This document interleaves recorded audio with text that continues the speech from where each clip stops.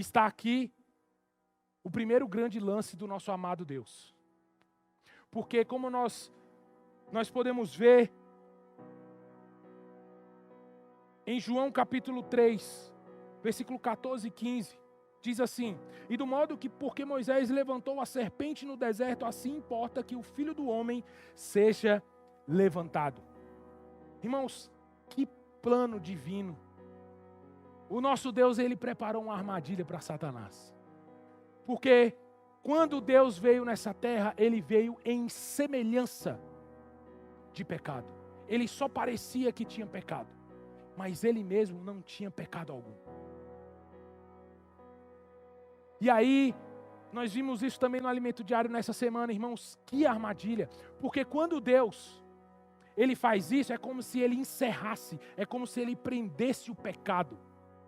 E aí, quando ele vai até a cruz, aleluia, quando o nosso amado Senhor vai à cruz, ele leva não somente a semelhança da carne de pecado, mas ele leva o próprio pecado à cruz, e ele encerra o pecado na carne, ele mortifica o pecado na carne, ele elimina o pecado.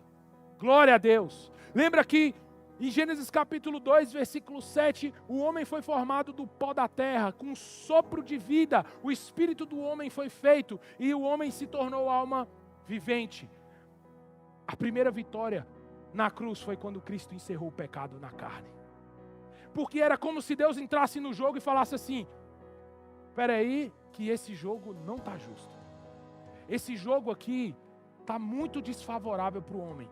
Irmãos, e como nós desfrutamos essa semana, onde o nosso amado Deus aparece, a ordem é estabelecida.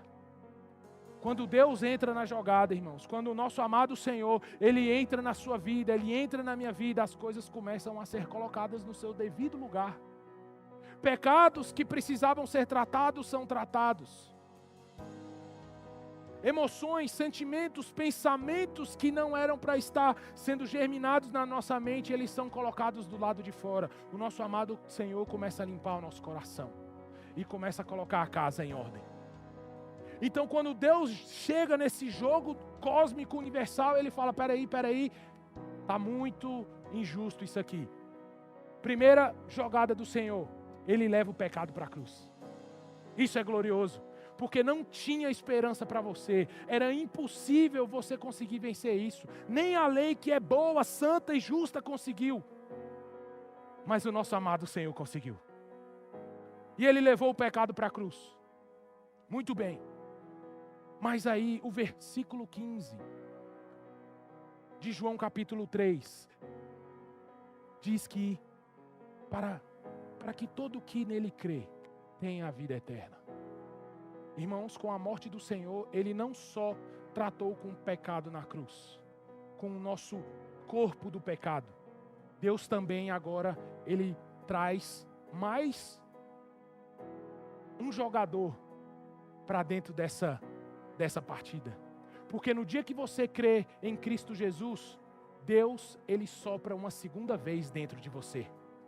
O primeiro sopro, ele formou o espírito do homem dentro de você. No segundo sopro, o próprio Deus, o próprio Cristo em espírito, que é a essência do Deus triuno, ele entra dentro de você. Agora o jogo está começando a esquentar. E Satanás está perdendo o terreno. Porque agora o pecado foi encerrado na carne e agora dentro de você há um espírito que dá vida. Mas ainda há um problema. O problema ainda é a nossa alma. O problema ainda é a nossa alma. Irmãos, e a estratégia de Satanás, ele agora está encurralado. Ele vê que o pecado foi encerrado na carne, foi mortificado. Ele vê que o espírito que estava também morto, agora quando você crê em Jesus, agora esse espírito está vivo. Então ele olha e fala assim: eu tenho um terreno onde eu consigo jogar, e eu consigo jogar muito bem, e eu jogo ele desde Gênesis capítulo 3, pelo menos, sem considerar a antiga criação que certamente ele conseguiu manipular, que é a mente do homem. Irmãos, a gente não pode se enganar. na mente, na nossa lógica, na nossa razão, nós somos facilmente enganados. O coração do homem, ele é enganoso. As nossas emoções são enganosas. Os nossos pensamentos são enganosos. Nós precisamos aprender a fazer as perguntas certas. E fazer as perguntas certas para as pessoas certas. Se você souber a arte de fazer as perguntas certas, irmãos, você consegue a verdade. Você consegue a resposta certa. E eu tenho uma pergunta para fazer para você. O que Eva deveria ter feito quando Satanás perguntou para ela? É assim que Deus disse? O que você acha que Eva tinha que ter feito?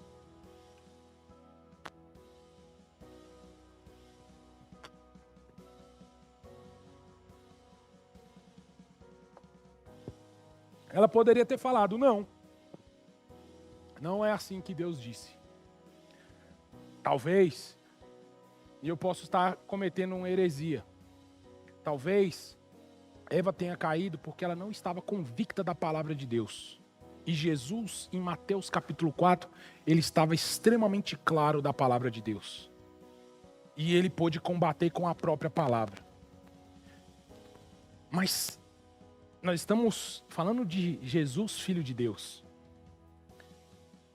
E talvez aí um desconto para Eva. Você está muito mais parecido com Eva do que com Jesus, sim ou não? Sejamos sinceros. Você se coloque no lugar de Eva. O que você acha que você deveria ter feito? A serpente mais sagaz chega para você e começa, é assim que Deus disse? Irmãos, ela deveria ter feito a pergunta para a pessoa certa. Quem disse que ela tinha que responder alguma coisa? Você tem que fazer a pergunta para a pessoa certa. Você não tem que dar a resposta para a pessoa. Você tem que fazer a pergunta para a pessoa certa. O que Eva devia ter feito era voltado no Senhor, que virava todo dia, na virada do dia, estava com ela e falava assim, Senhor, foi assim que o Senhor disse? E ali o Senhor teria a oportunidade de falar para ela. Não foi assim que eu disse para você. Foi assim.